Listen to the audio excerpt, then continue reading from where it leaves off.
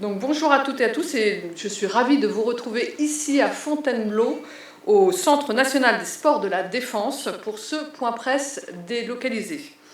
Comme à l'accoutumée, je vais commencer avec une présentation rapide des agendas du ministre des Armées, M. Sébastien Lecornu, et de Mme Patricia Mirallès, secrétaire d'État chargée des anciens combattants et de la mémoire. Nous ferons ensuite un point sur les actualités du ministère.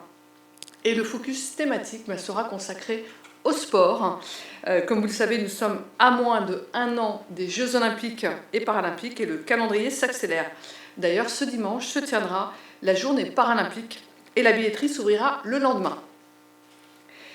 C'est donc une excellente occasion de consacrer ce point presse à la participation des armées aux Jeux Olympiques et Paralympiques de Paris. Et je remercie le général de brigade Paul Sanzé, commandant du CNSD, commissaire général au sport militaire, qui nous fait l'honneur de nous accueillir aujourd'hui. Merci général. À l'occasion de ce point de presse, il interviendra sur la préparation des sportifs de haut niveau de la défense aux Jeux.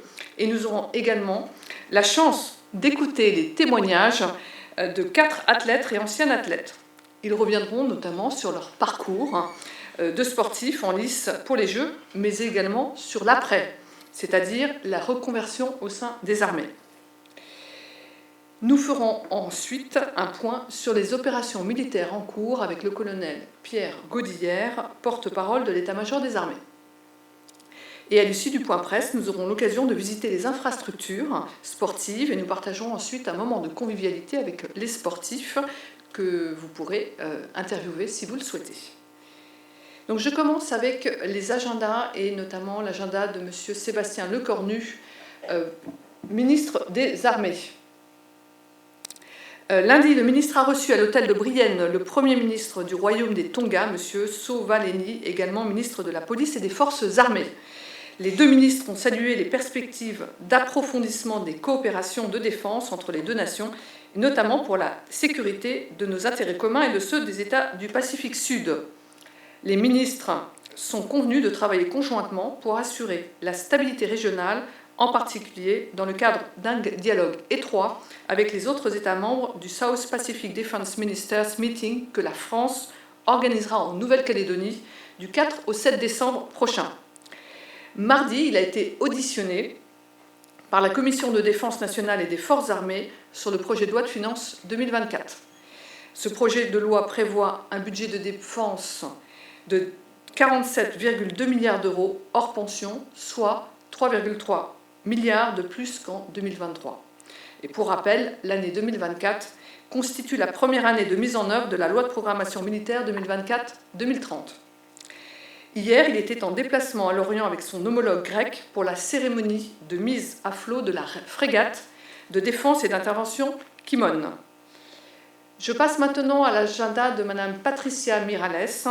Hier, Patricia Mirallès était en déplacement à Bastia à l'occasion du 80e anniversaire de libération de la Corse que j'ai évoqué la semaine passée. Demain, elle se rendra à Loris, dans le Loiret, pour l'inauguration du musée départemental de la résistance et de la déportation. Cette visite officielle mettra à l'honneur l'histoire et la mémoire des Merlinettes, ces femmes combattantes issues du corps féminin de transmission de l'armée française durant la Seconde Guerre mondiale. La secrétaire d'État présidera la cérémonie d'hommage en leur honneur et à cette occasion, une stèle à la mémoire de la Merlinette loiretaine Elisabeth Torlet sera inaugurée. Mercredi prochain, le 11 octobre, la secrétaire d'État sera auditionnée par la Commission de défense et des forces armées à l'Assemblée nationale dans le cadre du projet de loi de finances 2024. Je débute maintenant avec les actualités du ministère et notamment avec des exercices qui se tiendront prochainement. À partir du lundi 9 octobre et pendant 13 jours, le 54e régiment d'artillerie organise un exercice de défense sol-air intitulé Aegis. Cet exercice constitue l'entraînement annuel de niveau 4, c'est-à-dire de niveau de groupement tactique interarmes pour la défense solaire de l'armée de terre. Cet exercice vise à répondre aux évolutions demandées par le commandement des forces terrestres fin 2022, à savoir intensifier l'entraînement de la chaîne de défense solaire dans un environnement contesté, en interarmes, en interarmée et dans un contexte de haute intensité. La mise en œuvre de ces évolutions s'effectuera de façon progressive à compter de l'édition 2023 afin de répondre aux ambitions suivantes. Augmenter le niveau de la chaîne de défense solaire, entraîner le groupement tactique d'artillerie solaire en l'inscrivant pleinement dans la manœuvre de la division et augmenter le niveau de préparation opérationnelle des unités. Je poursuis avec l'exercice OTAN auquel participent l'armée de terre, la marine et l'armée de l'air et de l'espace. Du 29 septembre au 13 octobre, 3 Rafales et 3 Mirage 2000D de l'escadron 130 Côte d'Argent sont déployés sur la base aérienne Gioia del Colle, au sud de l'Italie. 150 aviateurs sont actuellement sur place pour participer à cette nouvelle édition du NATO Tiger Meet. Pour la marine, il y a un E2C Hawkeye de la flottille 3F qui est engagé avec un détachement de 34 marins. Concernant l'armée de terre, 6 hélicoptères participent, dont 4 gazelles et 2 tigres. Cet exercice annuel de l'OTAN a pour but d'augmenter l'interopérabilité des pilotes lors des missions complexes, regroupant un grand nombre d'appareils de différents types et nationalités. Un Média Day est organisé le 9 octobre et si vous souhaitez y participer, n'hésitez pas à vous rapprocher du CIRPA de l'armée de l'air et de l'espace ou du centre média. Je passe maintenant au domaine capacitaire. Le 21 septembre, la Direction générale de l'armement a réceptionné le Rafale monoplace C-150 sur le site de Dassault Aviation à Mérignac. Il s'agit du 5e exemplaire d'un lot de 40 avions prévus d'être livrés d'ici fin 2025, dont 13 à l'armée de l'air et de l'espace en 2023. L'appareil a été convoyé au centre d'expertise aérienne militaire sur la base aérienne 118 de Mont-de-Marsan le 28 septembre pour être porté au standard F4.1. Il participera ensuite à une campagne d'expérimentation. Ce nouveau standard F4.1 apporte des évolutions capacitaires majeures dans le domaine du combat aérien collaboratif. Parmi elles, on peut citer l'intégration du viseur de casque Scorpion, des améliorations de la conduite de tir pour l'utilisation du missile RR Meteor, l'évolution des algorithmes de détection passive des menaces ainsi que des capacités accrues d'échange de données. Le standard F4.1 permet également de bénéficier de l'intégration de l'armement AASM 1000 kg à guidage GPS laser d'une plus grande protection face aux menaces cyber et de premières évolutions dans le domaine de la connectivité. L'ensemble des Rafales de l'armée de l'air et de l'espace et de la marine nationale seront progressivement rétrofités, remises à niveau, à ce nouveau standard. Je reviens à présent sur le démantèlement du Casabianca. Après sa dernière cérémonie des couleurs que nous avions évoquée la semaine dernière, le sous-marin nucléaire d'attaque Casabianca est entré dans la première phase de son démantèlement. La première phase de ce démantèlement, dite de niveau 1, s'étalera sur un an. Les principales étapes de cette phase consistent à décharger le cœur du réacteur nucléaire et débarquer les différentes autres énergies à bord du sous-marin, le gasoil et la batterie principale. Elle s'achèvera par la mise à l'arrêt définitif du système nucléaire militaire et la condamnation de la coque. Pour rappel, après le Saphir en 2019 et le Ruby en 2022, le Casabianca est le 3e mécénat de sa classe à être désarmé. La Direction générale de l'armement assure la maîtrise d'ouvrage des opérations de démantèlement avec l'appui du Commissariat à l'énergie atomique et aux énergies alternatives. Ces opérations mettent en œuvre les installations nucléaires de la DGA à Cherbourg sur la responsabilité d'exploitants délégués du DGA. Jeudi prochain, l'armée de l'air et de l'espace présentera ses capacités et ses missions aux auditeurs de l'Institut des hautes études de défense nationale et aux stagiaires de l'école de guerre sur la base aérienne 105 d'Évreux. La journée débutera par une allocution du général d'armée aérienne Stéphane Mille, chef d'état-major de l'armée de l'air et de l'espace, et du colonel Christophe Piubini, commandant de la base BA-105. Les participants pourront y visiter une exposition statique et des capacités de l'armée de l'air et de l'espace. L'après-midi sera, elle, consacrée aux démonstrations dynamiques organisées en 3 phases. La première, protection du territoire national. Ensuite, assurance de la supériorité aérienne. Et enfin, élongation et projection de puissance. J'invite les médias qui souhaitent y participer de se rapprocher du CIRPA de l'armée de l'air et de l'espace. Je poursuis avec le départ en déploiement longue durée du bâtiment ravitailleur de force Jacques Chevalier. Ultime étape avant son admission au service actif, le BRF Chevalier, premier des 4 BRF de la Marine, conduit depuis le 27 septembre dernier son déploiement de longue durée. Ce déploiement vise à vérifier les caractéristiques militaires du bâtiment. Il sera déployé en océan Atlantique Nord et Sud, en océan Indien, en mer Rouge et en mer Méditerranée. Les zones de déploiement, par leur spécificité, permettront de tester les capacités du BRF en eau chaude comme en eau froide. Le bâtiment interagira avec de nombreuses marines partenaires afin de développer l'interopérabilité de ce nouveau type de bâtiment. Ce sera le cas avec l'US Navy en intégrant un groupe aéronaval américain en Atlantique. La vérification des caractéristiques militaires du bâtiment est conduite sous la supervision de la Commission permanente des programmes et des essais de la Marine nationale. Les BRF font partie intégrante du renouvellement capacitaire d'ampleur initié par la loi de programmation militaire et sera pérennisé par la prochaine. Ce renouvellement est essentiel pour le maintien de notre autonomie stratégique et pour permettre à la France de continuer à disposer d'une marine océanique capable de conduire des opérations dans la durée et loin du territoire national. Je poursuis les actualités avec une partie agenda. Le service historique de la Défense consacre actuellement, dans le cadre majestueux de la Cour royale du Château de Vincennes, une exposition gratuite sur D'Artagnan en commémoration du 350e anniversaire de sa mort. Nourrie des recherches les plus récentes, elle retrace le parcours du comte d'Artagnan, jeune cadet de Gascogne, devenu homme de confiance de Louis XIV, qui trouva la mort en 1673 au cours du siège de Maastricht. Des pièces remarquables, dont certaines inédites, telles que des lettres autographes de D'Artagnan, son contrat de mariage, les plans du siège de Maastricht réalisés par l'atelier de Vauban, sont présentées, ainsi que des armes et des uniformes. Des pièces issues des fonds et collections du SHD et d'institutions prestigieuses comme le Musée de l'Armée, les Archives nationales et la Bibliothèque de Versailles. D'Artagnan et les mousquetaires du roi aux sources du mythe permet de comprendre l'histoire de D'Artagnan et l'évolution du corps des mousquetaires du roi et leur mission. L'exposition dévoile ainsi la genèse de l'œuvre d'Alexandre Dumas. Vous avez donc jusqu'au 13 janvier 2024 pour en profiter, n'hésitez pas. Dimanche débuteront également les Journées nationales de la cavalerie.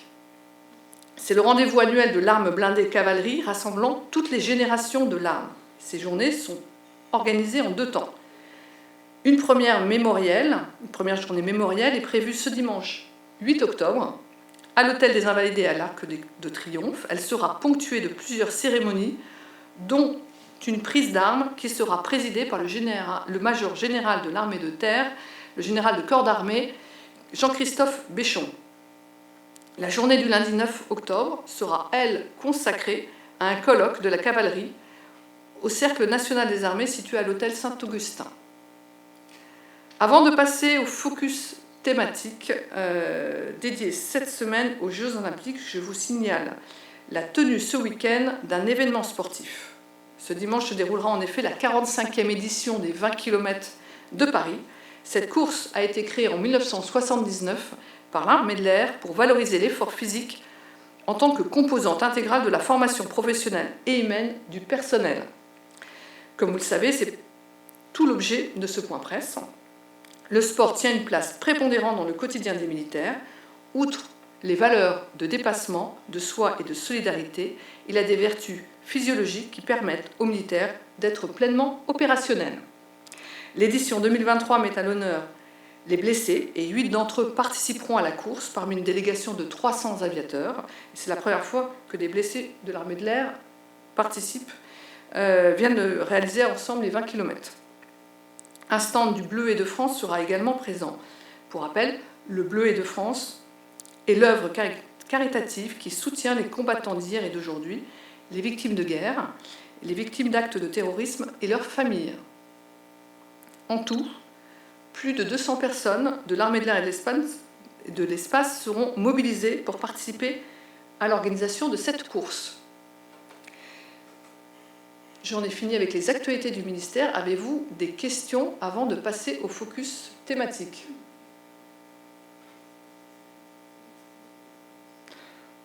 Donc, on va passer au focus thématique qui est consacré aux Jeux Olympiques et Paralympiques 2024. Dans exactement 295 jours, la France accueillera les Jeux Olympiques et Paralympiques 2024 et le ministère des Armées prendra part aux festivités liées aux Jeux Olympiques. Une trentaine de militaires participera notamment au relais de la flamme dans l'ensemble de l'Hexagone et des Outre-mer du 9 mai au 26 juillet 2024. Outre l'aspect cérémonial, le ministère sera pleinement engagé dans la compétition et nous comptons parmi nos personnels civils et militaires des sportifs de haut niveau de la défense regroupés depuis 2004 au sein de l'armée des champions. Ces sportifs concourront aux côtés des autres athlètes olympiques et paralympiques pour représenter la France. Actuellement, près de 150 d'entre eux se préparent à plus de 30 disciplines représentées au JOP 2024.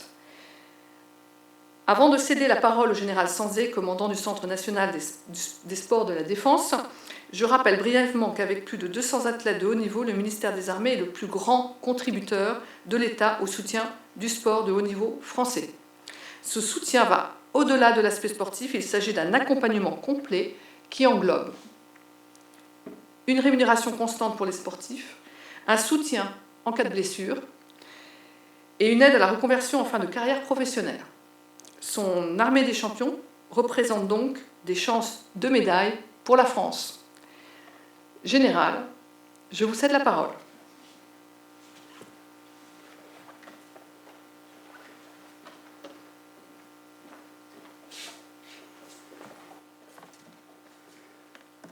À nouveau, bonjour à tous. Merci d'avoir accepté notre invitation à venir partager notre passion pour le sport dans l'écrin militaire de Fontainebleau. Je tenais à remercier et à saluer la présence de la chaîne du Comité national olympique et sportif français, le CNOSF, qui, avec beaucoup d'amitié, est venu participer à ce point presse. Je crois que c'est une première. Et ça nous fait particulièrement plaisir parce que le CNOSF, comme son pendant paralympique, le CPSF, sont deux organismes qui sont majeurs, qui sont en fait les points clés de la sélection de nos athlètes pour les Jeux Olympiques. Donc merci à eux et à leur hiérarchie d'avoir permis qu'ils puissent venir se libérer aujourd'hui.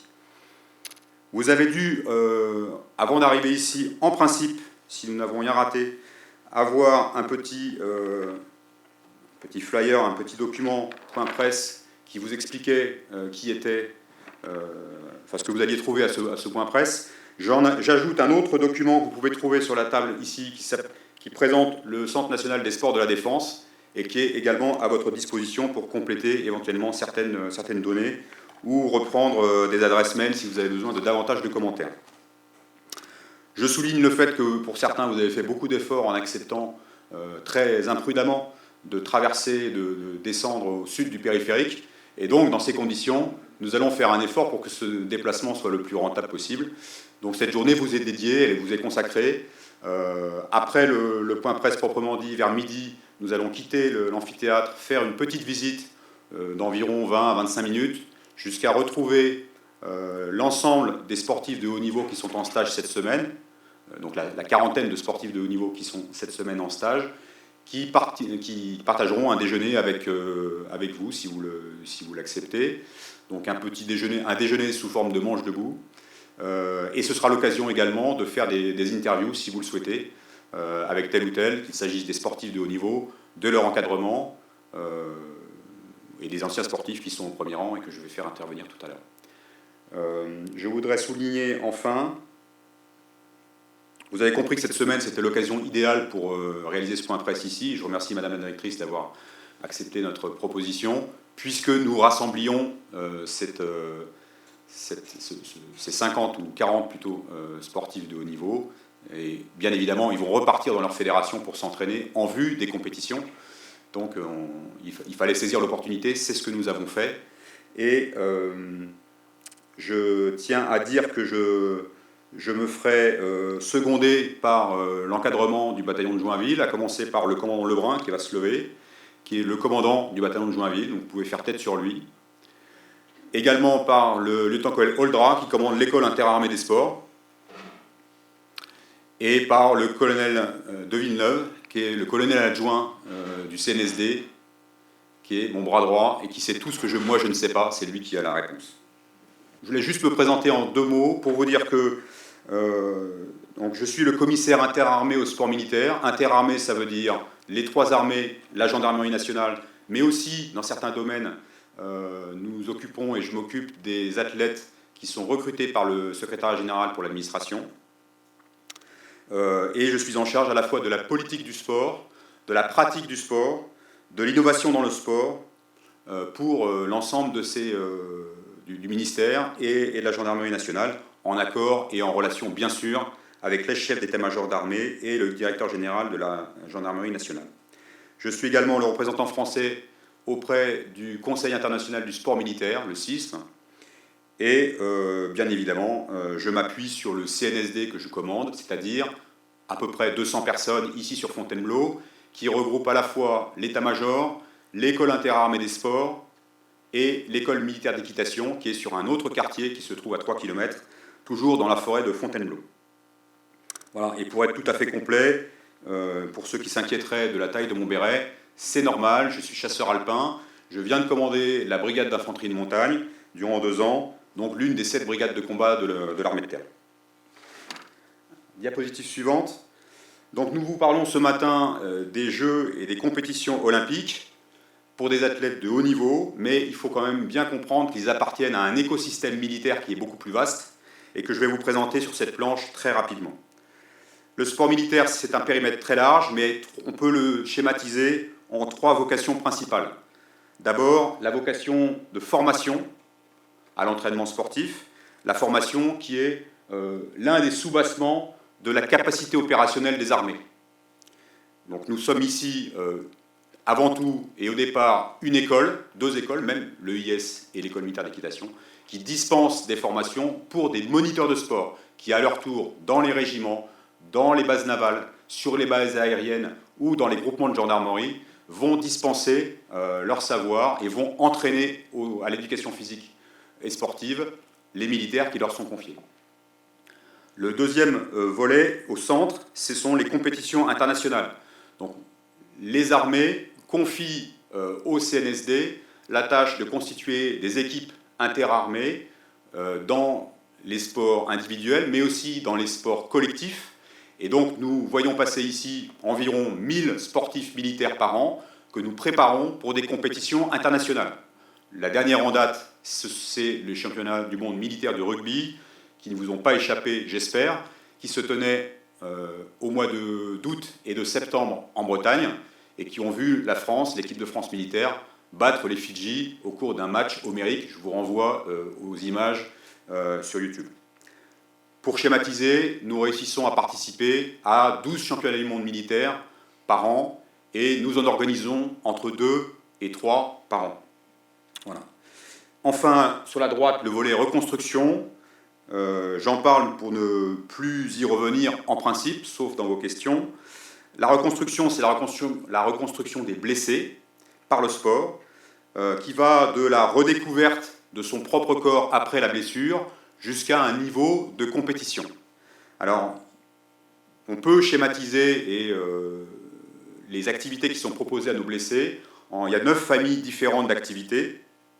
Ici, j'ai fait apparaître 3 degrés, si vous voulez, dans la progressivité qu'un athlète, qu'un blessé militaire peut trouver dans le sport. Tout d'abord, le rétablissement, la réhabilitation de son propre corps dans les hôpitaux interarmés. Les HIA, ce sont les hôpitaux interarmés, et en particulier l'hôpital Percy, que vous connaissez certainement. Donc, à titre d'exemple, notre département des blessés se rend à peu près tous les 15 jours à Percy pour délivrer une formation particulière adaptée aux blessés qui sortent en fait de la blessure et de la consolidation de la blessure. Le deuxième niveau, schématiquement, c'est la découverte de soi et des autres dans le cadre d'activités physiques qui sont spécifiques, qu'elles soient sportives ou parasportives. On peut citer par exemple l'équithérapie, ou plus exactement l'équitation adaptée, ou les challenges ad victoriam, qui sont des challenges collectifs qui rassemblent des blessés, parfois en présence de leur famille, pour leur permettre de se retrouver et de se reconstruire. Enfin, le troisième niveau, c'est l'accès à des compétitions de loisirs qui, en fonction des aptitudes des uns et des autres, leur permettent de se rencontrer soit au niveau national, soit au niveau international. Le niveau national, ce sont les RMBS, les rencontres militaires blessures et sport, que probablement vous connaissez déjà, qui se tiennent depuis longtemps à Bourges, tous les ans, si ma mémoire est bonne. Et puis, vous avez les Invictus Games, qui, au niveau international, permettent aux armées alliées de se retrouver tous les 2 ans. Et nous rentrons à peine de Düsseldorf au début c'était mi-septembre, hein. Mi-septembre, ça va vite. Et donc, des rencontres très intéressantes avec 21 nations qui permettent à nos blessés, encore une fois avec leurs familles, de se retrouver et de se reconstruire. Voilà, je reviens au centre de la diapositive, puisque c'est mon propos, pour vous parler donc maintenant exclusivement des athlètes de haut niveau de l'Armée des Champions. C'est ceux que nous faisons grandir dans leur discipline, à la fois en relation avec leur fédération d'origine, ils conservent ce lien, ce cordon ombilical permanent avec leur fédération, à la fois avec le ministère des Sports, et ils ont évidemment vocation à rejoindre la sélection olympique française. C'est de cela dont nous allons parler dans un instant, mais juste avant, nous allons voir ce qui s'est fait pour la dernière Olympiade d'été à Tokyo en 2021, à travers un petit film d'1h30 qui en dira mieux qu'un long discours. Vous avez compris, c'était 1 minute. Alors, il n'y aura pas que des disciplines olympiques, vous verrez, il y a aussi des disciplines pas encore olympiques, parce qu'on anticipe des évolutions. C'est vrai que dans le domaine des disciplines olympiques ou paralympiques, il y a beaucoup d'évolutions, comme dans le domaine des sports, c'est tout à fait normal.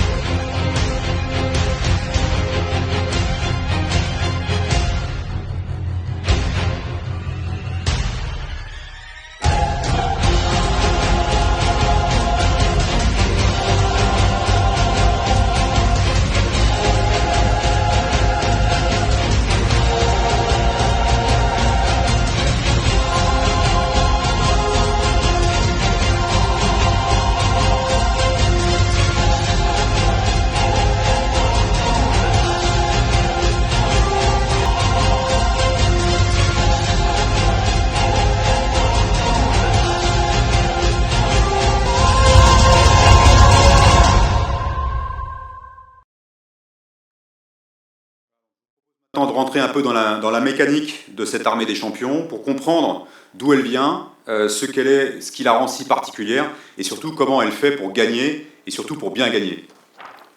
Diapositive suivante. Alors, l'armée de champions, elle trouve son origine dans le bataillon de Joinville, créé en 1956.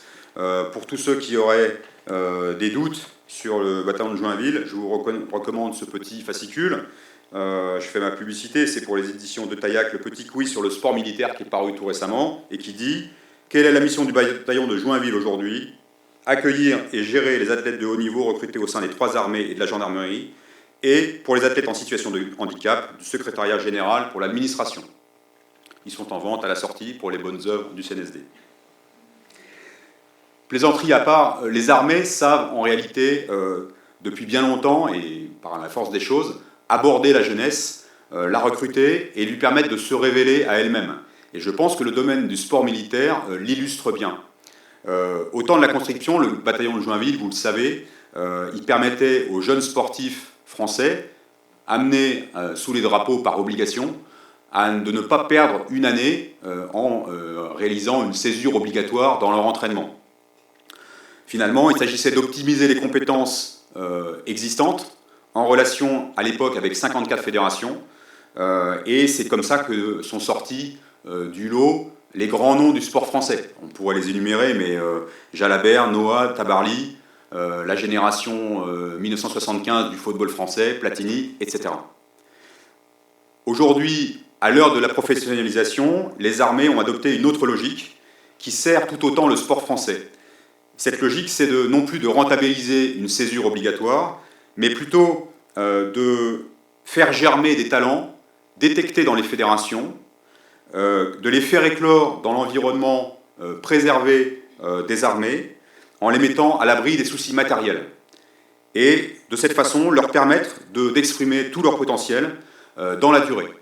On est passé finalement de 500 athlètes par an à l'époque de la conscription à 150, 170 aujourd'hui. Mais la différence, c'est que nous gardons dans nos rangs tous ceux qu'ils souhaitent pour 3, 5 ou 10 ans, et on les fait progresser, y compris dans la hiérarchie militaire. Les grands noms d'aujourd'hui sont connus, j'en cite quelques-uns, le sergent-chef Tessa Worley, l'adjudant Clarisse Agbenenou. Certains ont fait même sortir leur sport je dirais, d'une certaine discrétion, comme le sergent-chef Raphaël Poiré ou le sous-lieutenant Martin Fourcade. Vous savez qu'il a passé 11 ans dans le bataillon de Joinville. Ces deux athlètes, on peut le dire, je pense, ils ont positionné le biathlon comme une discipline désormais reconnue en France. Au centre de ma diapositive, la plus-value militaire. Les moniteurs militaires et les unités des différentes forces armées sont des experts dans la gestion du potentiel physique en général, mais aussi dans la gestion du stress, gestion de l'effort et même gestion de la blessure. Et c'est de ce point de vue-là que les armées, je pense, apportent une plus-value certaine à nos jeunes athlètes. C'est souvent répété par ces athlètes eux-mêmes, la performance physique dépend, eux-mêmes le disent, parfois à 90%, de la préparation mentale, de l'esprit d'équipe ou du soutien extérieur, et alors que la forme physique ou la force musculaire ne représente qu'une petite part de la performance. En tout cas, ils sont entraînés dans leur discipline par leur coach, ils sont suivis par leur fédération, et ils sont commandés ici, au CNSD, par le bataillon de Joinville. Ils font ici des stages particuliers, des stages dans les forces également, pour s'imprégner de la culture interne des armées, pour resituer leur action dans le cadre plus large des armées, et en tant que sportifs de haut niveau, dans le cadre de l'équipe France. Ils prennent conscience, peut-être le diront-ils tout à l'heure, de leur rôle d'ambassadeur des armées et du sport français, et donc cette semaine, c'est le cas pour une quarantaine d'entre eux de venir se retremper dans l'atmosphère militaire du CNSD. Troisième point, toujours sur la droite, les fédérations l'ont compris, qui s'associent à nos efforts. J'en cite quelques-unes, mais je ne vais pas citer les 32 fédérations que nous représentons dans le sport militaire à très haut niveau. Le cyclisme, le judo, la lutte, la boxe, le triathlon, le ski, la montagne et l'escalade, l'escrime, vous en avez fait un appel tout à l'heure avec D'Artagnan, escrime, grand sport français s'il en est, et le pentathlon moderne, qui est également très soutenu par les armées.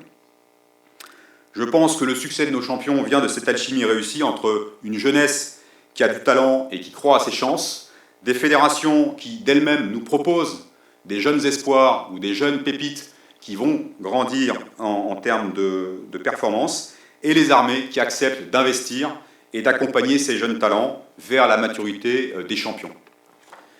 La sélection est rude, ils le diront peut-être. En gros, un candidat sur 5 est accepté au sein du bataillon de Joinville. Donc le haut niveau n'est pas une formule creuse. Diapositive suivante. Les résultats de l'Armée des Champions sont juste impressionnants. Tout en bas, j'ai fait apparaître depuis 2003 nos 117 médailles olympiques issues des armées, olympiques et paralympiques, dont 45 en or, 32 en argent, 40 en bronze. Mais c'est surtout le système et le rendement du système militaire qui me paraît être un modèle du genre. Vous le savez, 37% des médailles à Tokyo en 2021, pour un effectif de la délégation militaire, enfin pour un effectif militaire au sein de la délégation française, de 14% d'athlètes. Donc en termes de rendement, c'est quand même pas mal. Depuis 2019 et la décision d'accueillir les Jeux en France, les armées ont fait le choix de monter leur effectif pour élargir le vivier disponible d'athlètes olympiques Et donc nous espérons un surcroît de sélection par le CNOSF et par le comité paralympique sportif français. Ce sont bien eux qui se réservent, qui ont la lourde tâche, la lourde responsabilité de sélectionner et d'engager nos athlètes auprès du comité international olympique. Donc aujourd'hui, nous avons 218, à l'heure où je vous parle, 218 athlètes au sein de l'armée des champions. 141 sont actuellement sélectionnables, puisqu'il faut retirer ceux qui sont concernés soit par des disciplines non olympiques, soit par des disciplines hivernales. Oui, c'est ça. Et puis, nos athlètes, plus exactement les armées, comptent actuellement, nous estimons que nous avons 14 d'entre eux qui ont déjà les quotas pour se présenter aux épreuves olympiques ou paralympiques. Je précise que ce chiffre de 14 n'est pas une sélection, c'est encore une fois une estimation de notre part. Voilà, alors plutôt que de tenir un long discours, je crois que le mieux c'est d'écouter les témoignages. Et donc je vais inviter le caporal Marie Oteza qui va nous parler de son parcours de sportif de haut niveau en pentathlon moderne. Et puis après, on écoutera le sergent-chef Jean-Louis Michaud, qui est lui athlète en paratir et qui, tous les deux, sont dans la course pour se qualifier au JO 2024. Je te cède la place.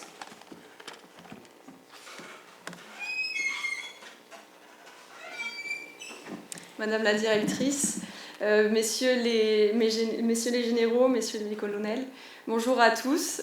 Du coup, voilà, je suis caporal Marie Oteza, j'ai 29 ans, je pratique du pentathlon moderne, donc si jamais vous ne le connaissez pas, le pentathlon moderne, donc c'est une épreuve où l'on compte 5 disciplines, donc on a la natation, l'escrime, l'équitation, le tir et la course à pied, donc c'est une épreuve qui résonne évidemment militaire. Elle a été créée en 1912 par le baron Pierre de Coubertin pour créer le soldat le plus complet. C'est un sport qui vient également, son ancêtre est également le pentathlon militaire. Donc c'est un sport qui a évidemment un lien très profond avec les armées depuis très très longtemps. Pour parler un petit peu plus de moi, du coup je n'ai pas de carrière militaire, donc je vais parler plutôt de ma carrière sportive. Je suis rentrée dans le pentathlon à l'âge de 13 ans, sans vraiment aucune...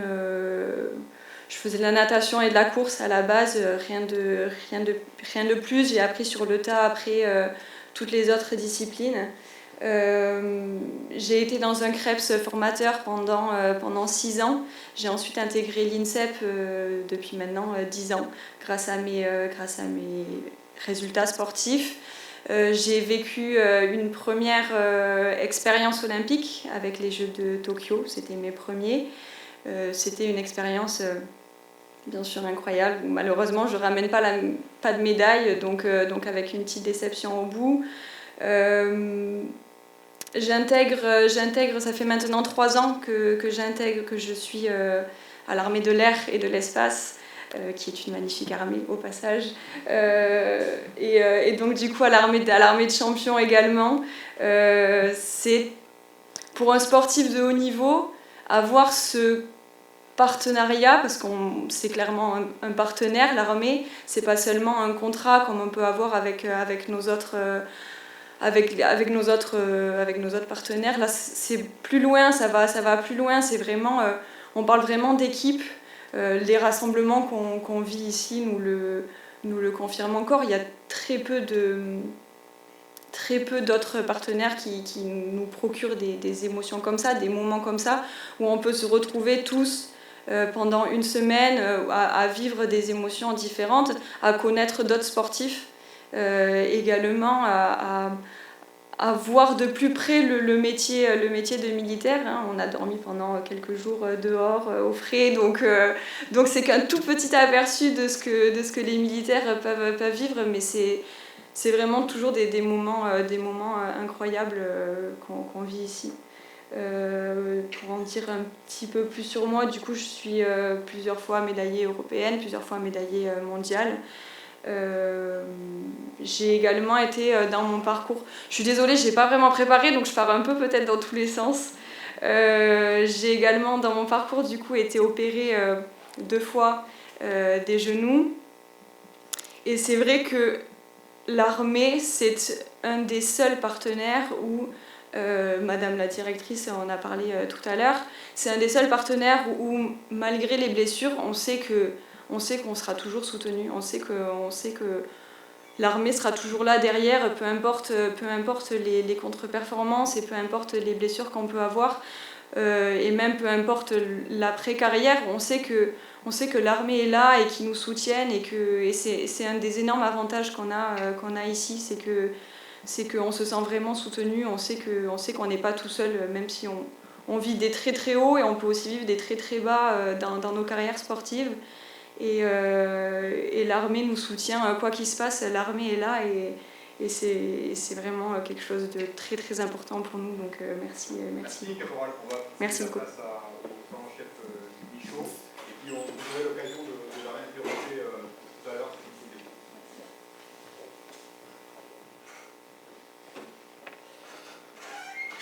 Bon, Madame la directrice, Monsieur les généraux, mon colonel. Donc, comme l'a dit le général, je suis ancien sergent du 7e bataillon de chasseurs alpins. Donc, je m'appelle Jean-Louis Michaud, je suis marié, j'ai 40 ans, j'ai 3 enfants. J'étais au 7e bataillon de chasseurs alpins de 2000 à 2017 en qualité de tireur d'élite. Donc, j'ai effectué pas mal de missions, 2 fois la Côte d'Ivoire, 2 fois le Tchad, RCA, Gabon, 2 fois l'Afghanistan, une fois en 2002 et la dernière fois sur le mandat hiver 2010-2011, ou lors d'une mission d'infiltration de nuit. Donc, j'ai été héliporté au niveau d'un col, et en m'infiltrant avec mon équipe, avec mon groupe tireur d'élite, la ligne de crête était minée, et du coup j'ai sauté sur une mine et j'ai été amputé transtibial de la jambe droite. Pardon, excusez-moi. À la suite de cette blessure, j'ai été hospitalisé à l'hôpital militaire de Percy. Donc 24 heures après, je me suis réveillé en réanimation. Je me demandais ce que je foutais là, même si quand j'étais sur le point haut, je savais très bien que j'avais perdu ma jambe. Et la première réflexion que j'ai eue en tant qu'amoureux du foot à la base, c'est que je ne pourrais plus jamais jouer au foot de ma vie. Bref, petite anecdote et vous comprendrez pourquoi après. Donc j'ai été hospitalisé à Percy, suivi par tout le HIA, la CABAT, toutes les assos, Terfrat, Solidarité Défense et beaucoup d'autres associations qui m'ont aidé à me reconstruire. À la suite de ça, j'ai repris le travail en janvier, donc ça c'est en avril 2011.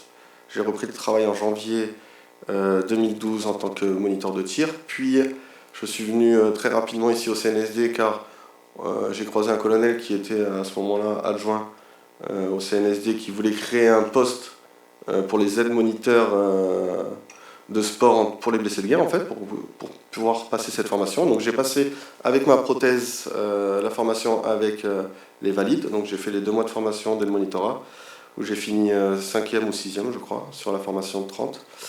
Donc après ça, j'ai basculé au BDS pendant 5-6 ans. Entre-temps, donc, j'ai pratiqué le football, justement, quand j'ai dit qu'il m'avait empêché de vivre ma passion de football. Du coup, j'ai quand même réussi à me reconstruire et j'ai joué au football pendant certaines années avec l'équipe française de football pour amputés. Donc on jouait en béquille, j'enlève ma prothèse et je joue en béquille sur une jambe. Voilà, donc j'ai fait 2 Coupes du Monde et 2 Coupes d'Europe avec cette équipe-là. En parallèle, j'ai vu, lors des Jeux de Londres en 2012, un athlète Cédric Fèvre, qui était aussi au bataillon de Joinville, faire une médaille d'or au tir sportif. Plus, en même temps, j'avais participé au Marines Corps Trial, les Wounded Warriors, avant qu'il y ait les Invictus, et j'avais remporté la médaille d'or au tir. Ce qui m'a donné envie de pratiquer cette discipline pour pouvoir prétendre à faire les Jeux. Donc je me suis lancé dans ce projet-là. J'ai très vite performé, grâce notamment au soutien de la brigade de l'association de l'entraîne montagne qui m'a financé pratiquement la totalité du matériel, ainsi que Terfrat et d'autres associations militaires. Donc j'ai pu très vite exprimer on va dire, les compétences que j'avais de tireur d'élite, le transcrire sur le tir sportif. Ce qui m'a valu de louper de peu Tokyo en 2021, pardon. Et je me suis rattrapé lors de la première compétition à Châteauroux, donc le centre national de tir où se passera les épreuves de tir, ou sur la première Coupe du Monde à Kota, Donc j'ai gagné le premier match et pris le quota pour les Jeux paralympiques. Donc je me suis un peu vengé là-dessus. Voilà. Et à la suite de ça, du coup, j'ai été repéré et ce qui m'a valu aussi de pouvoir rentrer en tant que sportif au niveau de la défense et à l'armée des champions. Donc c'est un peu un retour dans la famille militaire pour moi, même si je le suis en tant que civil à la défense. Et j'ai envie de dire que même si je devais faire le chemin inverse, je ne sais pas si je l'éviterais cette mine. Voilà. Merci.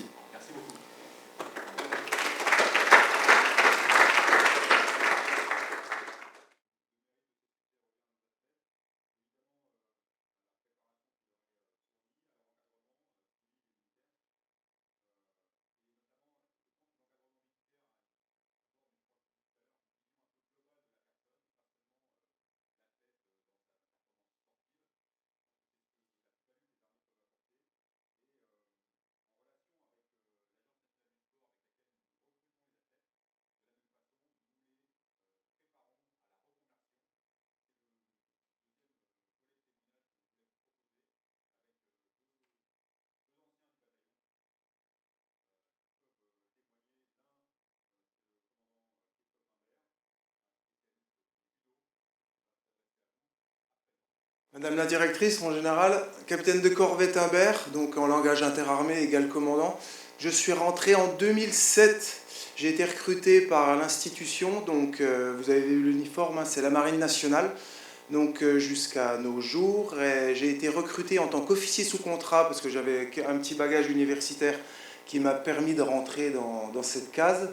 Donc jusqu'à 2012, bien entendu, au BJ, donc j'étais consacré à 100% à ma pratique sportive, donc le judo. Et après 2012, ça faisait déjà une année ou deux que j'avais en tête de mettre un terme à ma carrière sportive, parce que bon, les résultats n'étaient plus là, la motivation qui commençait à diminuer. Alors je me suis rattaché à l'armée, parce que pour moi, elle avait exactement les mêmes valeurs que j'avais dans mon sport. Alors vous allez me dire, le judo, sport individuel, l'armée, on va dire un peu plus en collectif.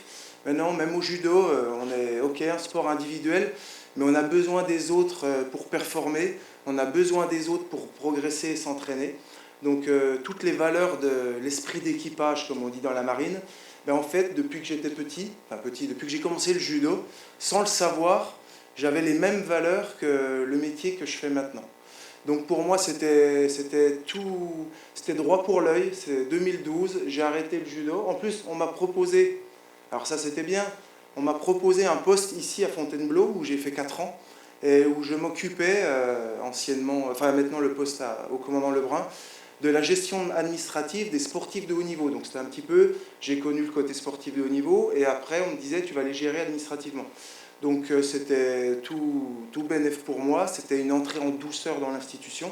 Ils ne m'ont pas mis tout de suite sur un bateau, hein, parce qu'avec le mal de mer, ça aurait pu être compliqué.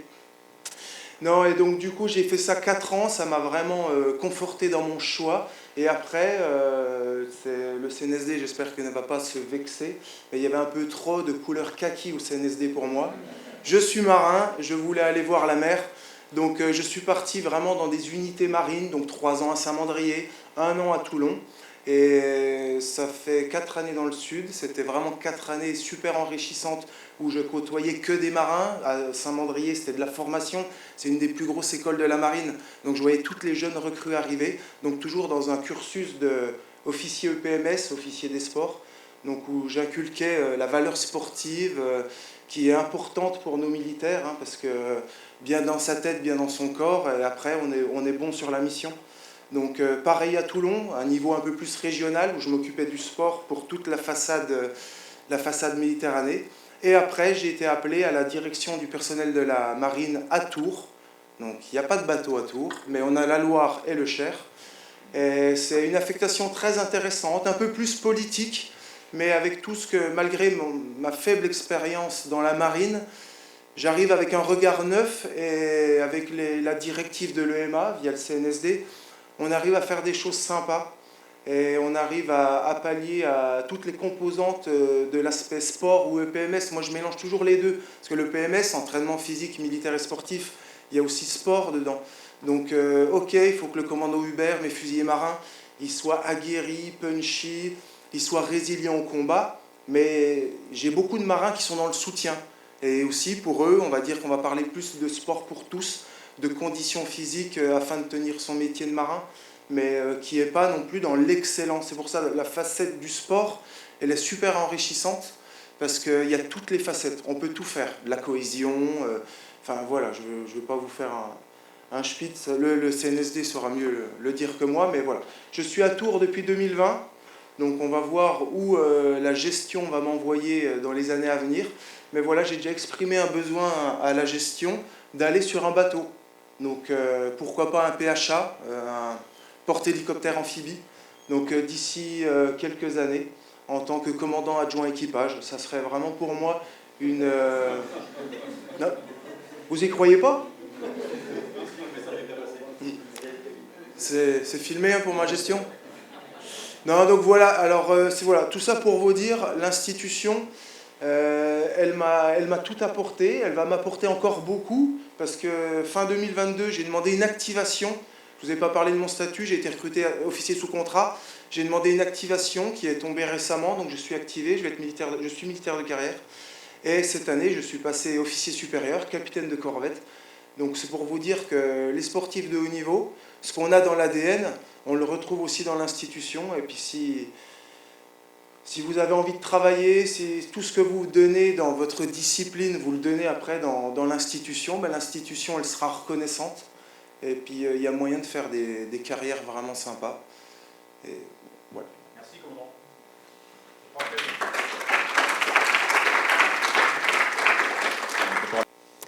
Madame la directrice, Monsieur les généraux, mes colonels, Caporal Chef Aziez, direction des sports techniques militaires, depuis 2021. Il y a quelques années, j'étais à la place de... j'étais SHND tout comme vous et j'en suis très fière. J'ai signé très très tôt en tant qu'athlète de haut niveau de la défense. En 2010, j'étais un bébé sportif de haut niveau. Comme là aujourd'hui, je suis un bébé militaire, mais j'espère évoluer. Et voilà, pour moi, l'armée, l'institution m'a apporté énormément. Je suis un petit sport, le taekwondo, c'est pas beaucoup médiatisé. Donc ça m'a fait grandir dans un premier temps. Ça m'a permis de passer un cap dans mes performances. Je performais tout juste en 2010. Et l'armée a été d'un super soutien pour moi, pour m'aider à avancer, pour m'aider à performer. Ça m'a permis de m'entraîner psychologiquement, vraiment, vraiment relâché.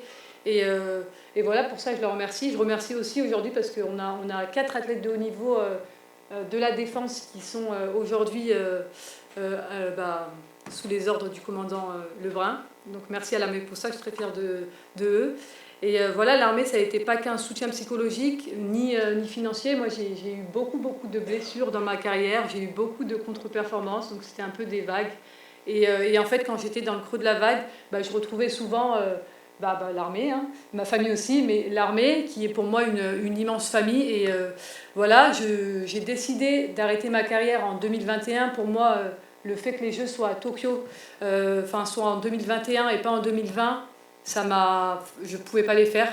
Physiquement, c'était trop contraignant pour moi, les régimes, les blessures, etc. Donc j'ai fait, en 2019, j'ai commencé à me poser la vraie question lors des Jeux mondiaux militaires à Wuhan, de me dire, il va peut-être être temps d'arrêter à Suna, parce que, voilà, comme le commandant, la flamme n'y est plus, les blessures, les régimes... je voulais aller au restaurant et puis je voulais arrêter tout ça. Non mais voilà, ça a commencé à être très très dur pour moi. Et donc j'en ai parlé à l'époque, c'était le commandant Santagne qui était à la tête du bataillon de Joinville, de comment ça se passait si je voulais arrêter. Voilà, pour vous dire que là aujourd'hui, vous êtes jeune athlète de haut niveau, vous ne pensez pas forcément à la reconversion. Ni moi, quand je performais en 2010, 2011, à part toi Johan peut-être. Hein. Mais non, mais voilà, on n'y pense pas forcément, mais quand ça vient dans la tête, en fait, et qu'on se rapproche doucement de la sortie, on se dit, bon, à un moment donné, il faut faire un choix, et voilà, ce choix, il s'est vite fait. Je ne vais pas reprendre les termes des valeurs, parce que on est sportif de haut niveau, on recherche l'excellence. L'armée, forcément, ils recherchent l'excellence aussi, parce qu'ils sont sur des champs de bataille, ils sont sur le terrain, et pour gagner une guerre, il faut être excellent, tout simplement. Et voilà, en fait, moi, je me suis vachement reconnue dans ça. Et quand on m'a dit que c'était possible de rester à l'armée, eh ben, j'étais heureuse d'abord, parce que pour moi, c'était vraiment une opportunité. Et j'ai fait toutes les démarches. J'ai fait une formation générale élémentaire. Je suis ravie de la faire. Donc, si vous devenez réellement militaire d'active, sincèrement, je vous invite tous à la faire, parce que pour moi, après les Jeux, ça a été ma meilleure expérience. J'ai rencontré des militaires qui m'ont tout appris. Bon, au début, c'est vrai que je regardais tout ce qu'ils faisaient, parce que je me disais, purée, je ne suis pas à la page. J'ai fait beaucoup d'OS avec eux, beaucoup d'apprentissage militaire, parce que je ne savais pas du tout ce que c'était. Quand je voyais 3 à 4 barrettes, je me disais, ok, il y en a 1, 2, 3, 4, ok, c'est commandant. Enfin voilà, dans ma tête, ça trottait tout le temps. Mais aujourd'hui, je suis contente d'être là. Ça fait 2 ans que je suis vachement épanouie au CNSD. Et je vous rassure, je peux m'entraîner tous les jours. L'armée me détache même quand j'ai besoin de travailler en collaboration avec ma fédération. Et pour moi, c'est vraiment, vraiment une chance d'être ici. Voilà. Merci beaucoup, caporal-chef. Bon, le message pour nos athlètes de haut niveau, c'est quand même pour plus tard. Hein. On est dans l'anticipation, là. Hein. Voilà, juste pour conclure, Madame la directrice, pour dire que entre les forces armées, les directions et services du ministère et les autres ministères et le monde du sport, il y a une vraie alchimie du sport. Et je pense que c'est ce qui fait le succès, notamment les succès olympiques. Je voudrais rappeler que le lien entre les moniteurs militaires et la jeunesse en France n'est vraiment pas nouveau. Je prends un exemple, un nom qui dira forcément beaucoup, Laura Flessel. Elle a commencé, je crois que c'était en Martinique, dans un club sportif avec un maître d'armes militaire. Voilà. Et donc elle n'est pas venue ensuite dans le bataillon de Joinville, mais la petite graine semée, c'est au départ dans les territoires avec nos sportifs, avec nos moniteurs de sport. Et la nouveauté des 10 dernières années, c'est cette mise en place d'une synergie entre les ministères, avec les organes du ministère des Sports, notamment le CNOSF, le CPSF et l'Agence nationale du sport, qui relance la performance française à travers les compétences et la disponibilité des armées. Voilà. Je passe sur les protocoles qui ont été établis, parce que je pourrais vous répondre là-dessus si ça vous intéresse. Et je voulais juste dire, pour finir, que concrètement, pour les Jeux 2024, les armées vont contribuer au-delà de la performance de leurs athlètes à travers un certain nombre de choses. D'abord, ici, on va accueillir des délégations étrangères, une délégation ukrainienne prochainement, une délégation coréenne conséquente cet été. Nous organisons des stages force mentale et cohésion pour certaines fédérations. Nous avons fait un stage la semaine dernière pour l'équipe olympique de plongeon. Nous allons faire 2 stages pour l'équipe olympique d'haltérophilie et d'aviron. Également, la filière équestre militaire est mise à contribution directement dans l'organisation des Jeux, puisque nous allons fournir 10 chevaux militaires pour l'épreuve de pentathlon moderne. Et nous pourrions fournir également une trentaine de spécialistes militaires pour l'épreuve du cross de concours complet d'équitation. Donc vous voyez que les contributions sont multiples et ça ne fait que commencer. Madame la directrice, je vous laisse la parole. Merci beaucoup, Général, et merci à tous ces témoignages émouvants, exceptionnels, et on a envie de continuer à discuter avec vous pour en savoir encore plus et aux autres. Mais nous allons passer maintenant au point sur les opérations militaires en cours avec le colonel Pierre Gaudillère.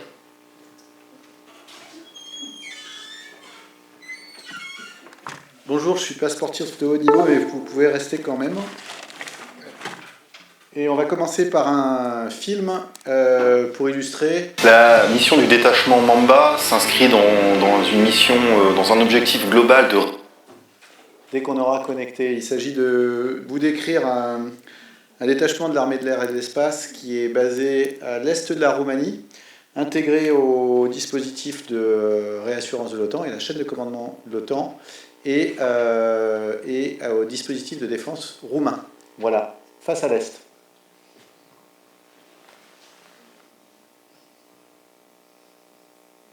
La mission du détachement Mamba s'inscrit dans une mission, dans un objectif global de réassurance de nos alliés du flanc est de l'Europe, et particulièrement ici en Roumanie.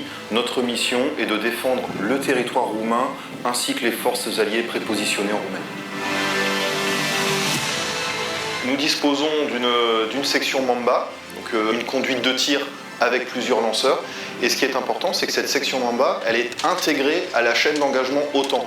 Et pour faciliter cette intégration, nous disposons d'un centre de management et de la défense dans la 3e dimension, qui lui est intégré au centre des opérations aériennes roumain et au centre des opérations aériennes de l'OTAN. Nous disposons également, en supplément de nos moyens solaires, d'un radar de surveillance GM200. C'est une mission permanente. Depuis que la mission a été déclenchée en mai 2022, le système n'a jamais cessé de fonctionner. C'est tout un détachement, c'est une mini-base aérienne qui permet d'assurer le fonctionnement et le soutien du Mamba pour tenir cette posture permanente. Envoyer le Mamba, qui est le système de défense aérienne le plus performant conçu et fabriqué en Europe, c'est un signe fort. Cette région de la mer Noire, et particulièrement le territoire roumain, il est sous les feux de l'actualité depuis plusieurs jours ou plusieurs semaines. Nous sommes à même pas à 100 km de la frontière avec l'Ukraine et nous disposons, pour rassurer nos alliés et pour, si nécessaire, défendre le territoire roumain, défendre les forces qui y sont prépositionnées ou défendre les infrastructures roumaines, nous disposons de ce qui se fait de mieux en Europe en termes de défense solaire. Voilà, et donc c'est bien pour illustrer, d'une manière que vous n'aviez pas encore vue, que les armées françaises sont pleinement engagées dans le renforcement de la posture de l'OTAN sur le flanc est de l'Europe, et qu'elles sont fiables, crédibles et solidaires, puisque intégrées avec les autres armées alliées. On va passer en Islande, dans le même cadre en fait, avec, depuis le 21 septembre, un détachement de 15 plongeurs démineurs, qui a participé à l'exercice OTAN Northern Challenge 2023, cet exercice qui s'est déroulé sur la base aérienne de Keflavik, au sud-ouest de l'Islande. Il a permis aux 15 nations participantes de s'entraîner autour d'un scénario réaliste dans la lutte contre les engins explosifs improvisés en milieu terrestre et maritime. Et plus de 16 interventions ont été menées par les équipes françaises dans cet exercice complexe, avec des situations tactiques évolutives qui sont inspirées du flanc Est.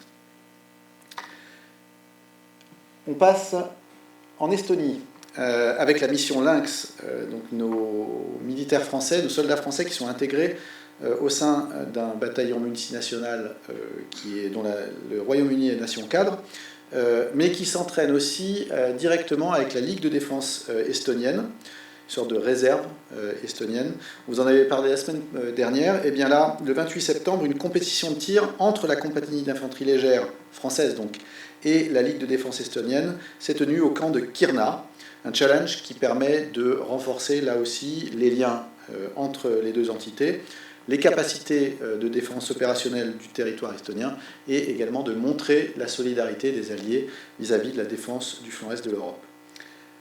Le 29 septembre 2023, cette fois-ci au camp de Tapa, là où sont stationnés la majeure partie de nos soldats, le sous-groupement tactique interarmes, ce qu'on appelle un SGTIA, a pu éprouver sa puissance de feu avec des tirs de missiles moyenne portée, les MMP, et des tirs d'AMX-10 RC. Ces derniers ont illustré les capacités de l'infanterie et de la cavalerie à opérer de manière conjointe lors de cette manœuvre. Pour la mission Aigle, qui, je vous le rappelle, qui se situe en Roumanie, et là c'est donc la France qui est nation cadre du bataillon multinational de l'OTAN. Du 25 au 29 septembre 2023, la compagnie d'artillerie française et la compagnie d'infanterie mécanisée belge du bataillon multinational ont pris part à l'exercice Red Scorpion sur le camp d'entraînement de Cinque, avec des alliés polonais, portugais, nord-macédoniens et bien sûr roumains. L'objectif de cette séquence a été d'entraîner les fantassins et les artilleurs à opérer ensemble. Pour la première fois, les canons César de la batterie d'artillerie du bataillon ont pu coordonner leurs tirs avec des canons d'artillerie roumains de 152 mm afin de démultiplier les effets cinétiques en se partageant des objectifs, en permettant la concentration des feux comme sa tenue dans la durée et en autorisant la dispersion des pièces, gage de survie face à la contre-batterie adverse. Je vous renvoie aux explications après le point presse auprès de nos artilleurs présents dans la salle ou les cavaliers. en mer Noire. Cette fois-ci, un Atlantique 2 a été déployé en Roumanie sur la base de Constanta du 17 au 30 septembre. Au bilan, l'équipage a pu réaliser 5 missions opérationnelles de surveillance maritime et de recherche de mines en mer Noire. C'est environ une trentaine d'heures de vol en 5 missions, au profit des partenaires de l'OTAN pour préserver à la fois la liberté de circulation maritime et donc la capacité d'appréciation autonome de la région. En Méditerranée occidentale, une coopération opérationnelle franco-algérienne avec du 25 septembre au 5 octobre 2023, la frégate légère furtive, la FLF Lafayette, qui a mené un exercice bilatéral qui s'appelle Raïs Hamidou, en Méditerranée, donc, aux côtés de la frégate El Moudamir de la marine algérienne. Cette activité s'inscrit dans la dynamique de coopération entre les forces navales algériennes et la marine nationale française, partenaires en Méditerranée occidentale. Et cet exercice a lieu tous les 2 ans, et cette année, l'exercice a eu pour thème la sécurité maritime. Et donc ce sont des exercices de manœuvre, de sécurité et de visite qui rythment les premiers jours de navigation afin de parfaire et d'échanger sur des procédures navales. Et ensuite, ça bascule dans une phase pratique où les bâtiments ont été soumis à la gestion d'un scénario de crise, donc avec pour thème la sécurité maritime.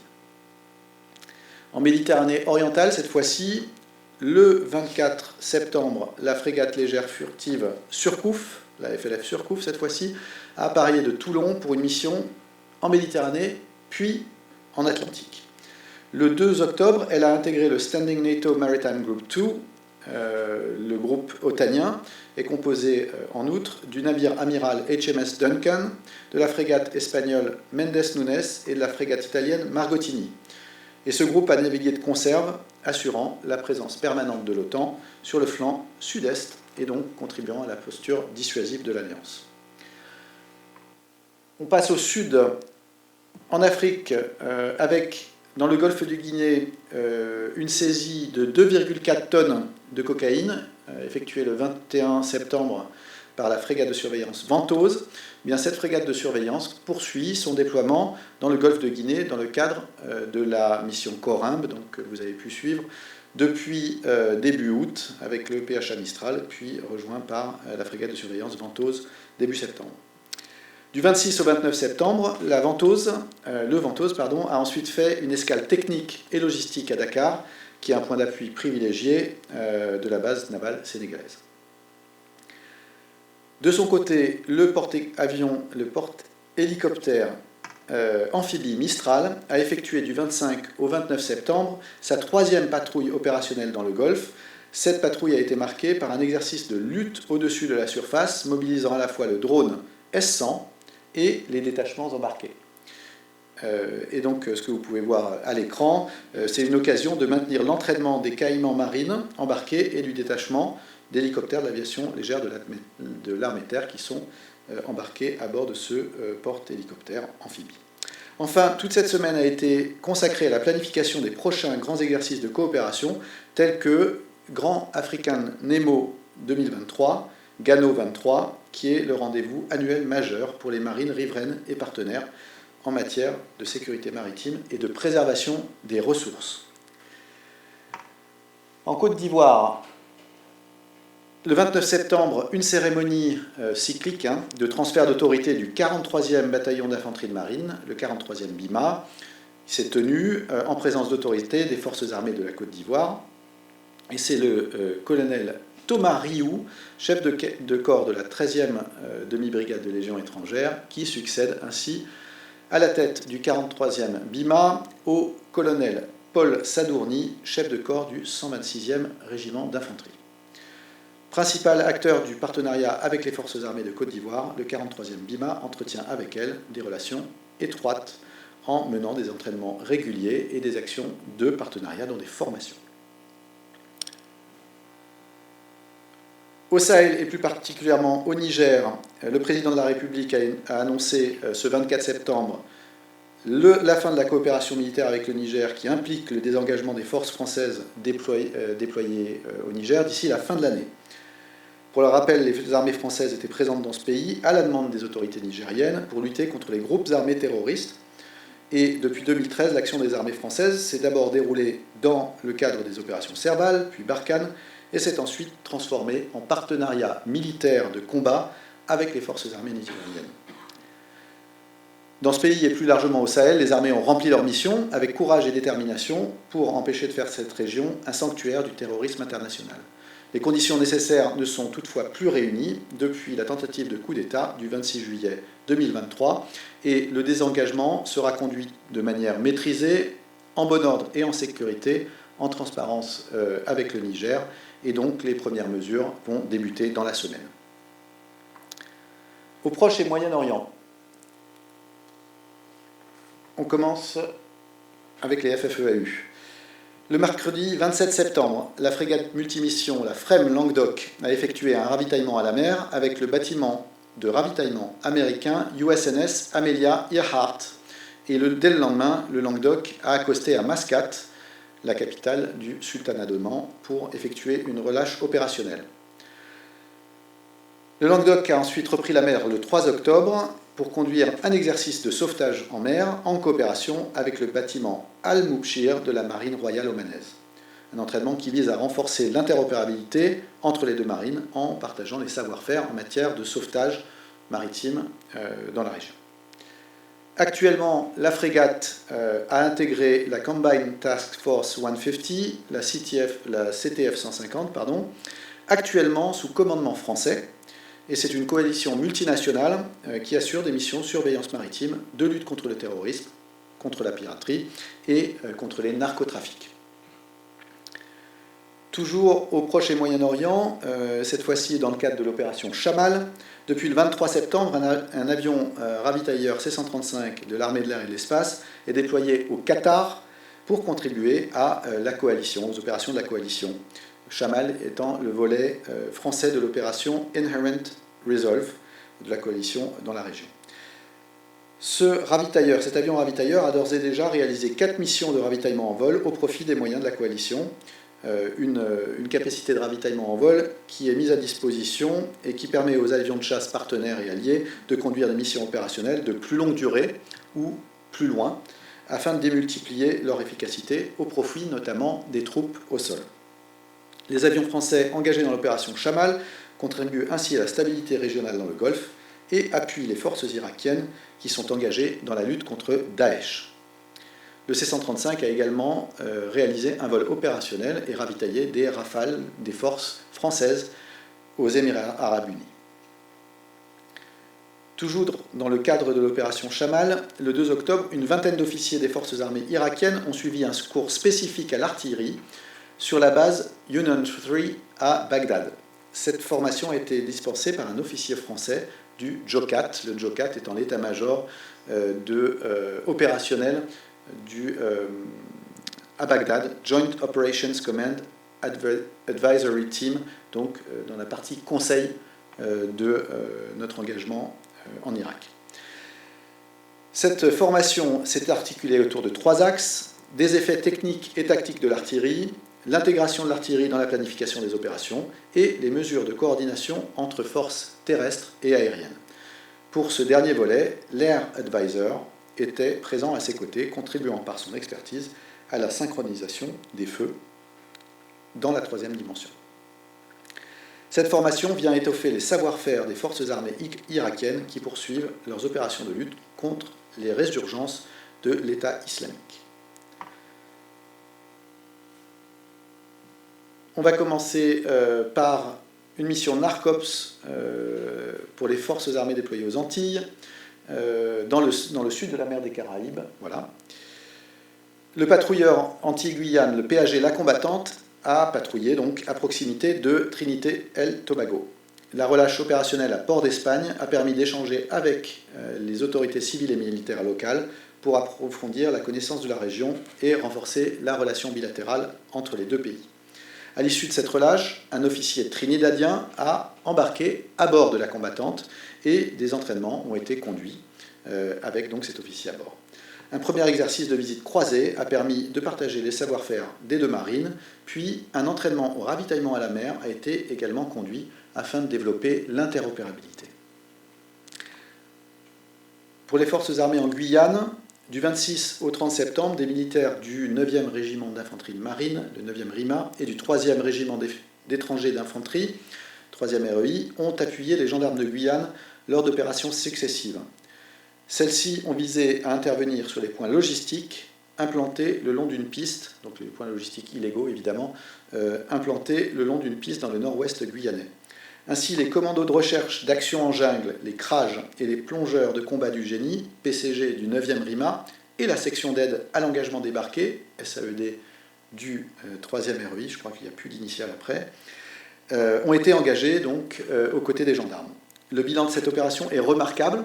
10 logisticiens illégaux ont été interpellés, 5 carbets, donc sacs à bris, 2 quads, 2 motopompes, 2 groupes électrogènes et plusieurs tonnes de matériel divers ont été détruits. Par ailleurs, plus de 90 grammes d'or, 2 stations d'accès Internet à très haut débit par satellite, 11 quads, 17 téléphones portables et un groupe électrogène ont été saisis lors de l'opération. J'ai terminé ce tour du monde que j'ai fait le plus rapide possible. Je suis prêt à répondre à vos questions si vous en avez.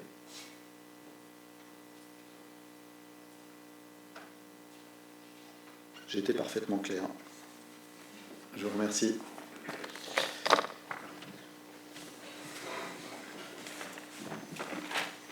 Merci beaucoup, colonel. Et écoutez, nous allons pouvoir poursuivre avec la visite du CNSD. Avant de se quitter, je vous rappelle juste que le prochain point presse aura lieu dans 15 jours, en fait, puisque la semaine prochaine, il y a la présentation des capacités de l'armée de l'air et de l'espace sur la BA 105 d'Évreux. Merci beaucoup.